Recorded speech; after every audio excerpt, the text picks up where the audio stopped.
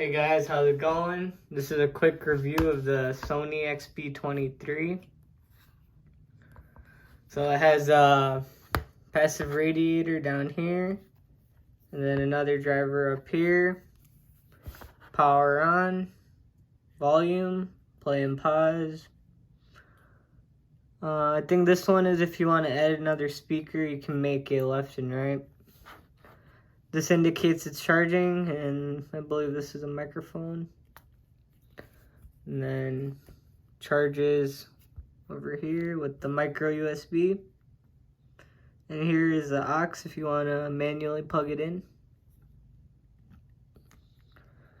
So let's start off with the size. This thing is pretty small, but not too small. It's like about cup holder size, I think. And there's a carabiner thing here, but I don't know where that went. So yeah, pretty simple design. Weight wise, it's maybe a little heavier than it looks, but it's solid.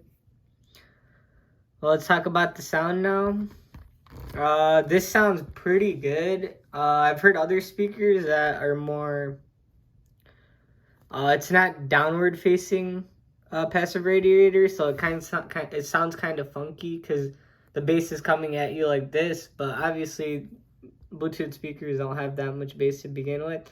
So I think they did a really good job at making sure they put made it a down-firing passive radiator.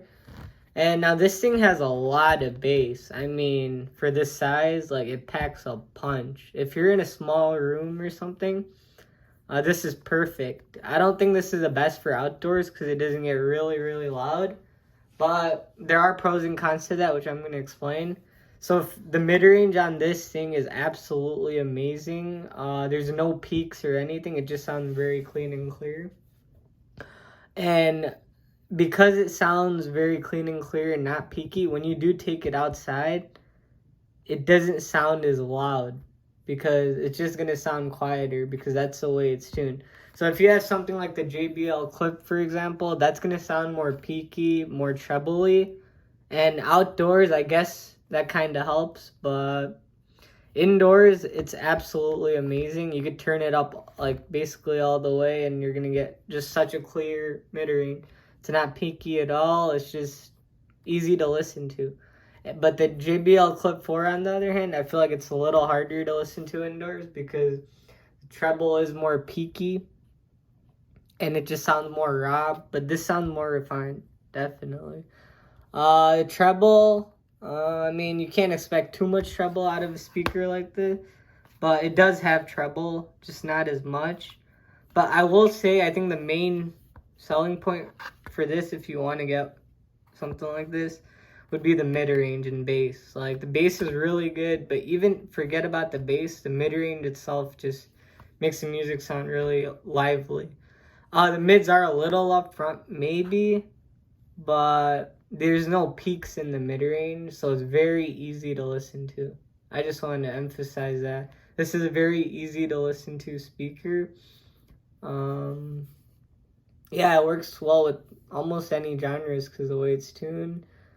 I mean, don't expect earth-shattering bass, but it does have a lot of bass. Like, I mean, I got this for a pretty decent deal. I wanted to try it out.